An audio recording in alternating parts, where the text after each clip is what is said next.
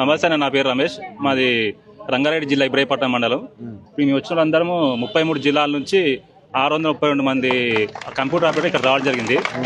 అసలు రావడానికి ముఖ్య కారణం ఏంటంటే, మేము ఇక్కడ రెవెన్యూ అంటే మన తహసీల్దార్ కార్యాలయంలో ఆర్డీఓ కలెక్టర్ ఆఫీస్లో పనిచేస్తున్నాము. ఇక్కడ పనిచేసే వాళ్ళందరూ దాదాపు 15 నుంచి 20 సంవత్సరాల వయసు అంటే సర్వీస్ ఉన్న వాళ్ళే.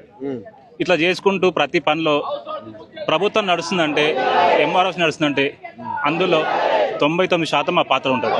మేము లేని ఏ రిపోర్ట్లు చేయరు, అన్ని పనులు మేము చేస్తున్నాము.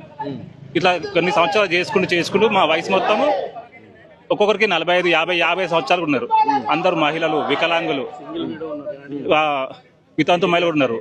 వీళ్ళందరూ ఏంటంటే చేసుకుంటూ ఇన్ని రోజులు చేసుకుంటూ వస్తే మన ఈ ప్రభుత్వం వచ్చినాక మమ్మల్ని అకారణంగా ఎలాంటి రిమార్క్ లేకున్నా కానీ మమ్మల్ని మా సర్వీస్ వద్దనేసి తొలగించిన ఒక జీవో ఇచ్చినారు. అంటే ఇన్ని రోజులు సేవ చేసినారు, కనీసం మీకు గుర్తింపు కావాలి, ఇంకొంచెం జీతాలు పెంచే ప్రయత్నం చేయాలి, ఇంకేదైనా చేయాలి. కానీ డైరెక్ట్ తీసేస్తే ఇప్పుడు మీ కుటుంబ పరిస్థితి ఏంది?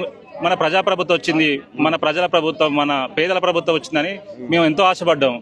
కనీసం మాకు రెగ్యులర్ అనే ఆశతో మేము ముందుకెళ్తుంటే రెగ్యులరైజ్ సమాన పనికి సమాన వేతనం ఇవ్వకపోగా ఈ ఉన్న సర్వీస్ని తీసేస్తున్నారు. ఇది ఎందుకు తీసేస్తున్నారు అనేసి మేము మా సంఘాలను కానీ మేము పనిచేసే అధికారులను కలిస్తే 33 జిల్లాలకు గాను దాదాపు 30 మంది కలెక్టర్లు కూడా వీళ్ళ సర్వీస్ అవసరం ఉంది, వీళ్ళకి పని ఉంది, వీళ్ళు చేయాలని కూడా ఇచ్చినారు.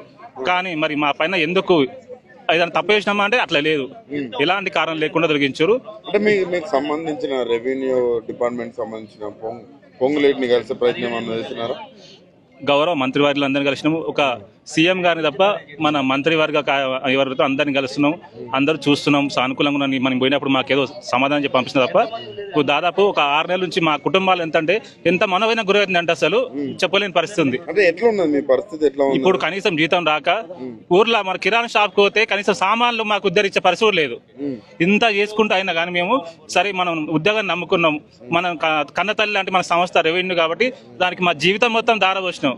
ఇందులో ఉన్న వాళ్ళందరూ సగం బీపీలు, షుగర్లు, తెల్లార్లు, పగలనక ఎలక్షన్స్ అయితే ఎలక్షన్ లా మేము తప్ప ఇంకోరే ఉండండి. మీరు ఎక్కడ అంటే అందరికి తెలిసి ఉంటుంది. కాకపోతే ఏంటంటే మీ సిస్టమ్ ముందు చేస్తాం కాబట్టి మేము చేసిన విషయం చాలా మంది తెలియకపోవచ్చు. కానీ ఇన్ని రోజులు చేసిన కష్టానికి అసలు మాలో కొంతమంది మా మిత్రులు మొన్న ఆత్మహత్య కూడా పాల్పడ్డారు. వికలాంగులు అసలు వాళ్ళ పరిస్థితి ఏంటంటే మేమన్నా కనీసం ఇప్పుడు పోయి ఏదైనా పని చేస్తున్నామంటే ఒక్కొక్కరికి 45, 50 సంవత్సరాలు, ఏ నోటిఫికేషన్ ఎలిజిబుల్ కాదు. ఇప్పుడు మేము ఏం చేయాలి అనేసి ఈ రోజు మా బాధను చెప్పుకుందాం అనేసి ఇక్కడికి వచ్చినాము. ఈ కార్యాచరణ ఇప్పుడు మధ్యలో తీసేస్తే మీ పరిస్థితి ఏంది? మీ కుటుంబం ఎట్లా గడుస్తుంది? ఇప్పుడు ఇంటి దగ్గర పరిస్థితులు ఏంది? అంటే స్కూల్ ఫీజులు ఉంటాయి, ఇంకా స్కూల్ స్టార్ట్ అయింది. స్కూల్ స్టార్ట్ అయ్యి కూడా 3 నెలలు అవుతుంది.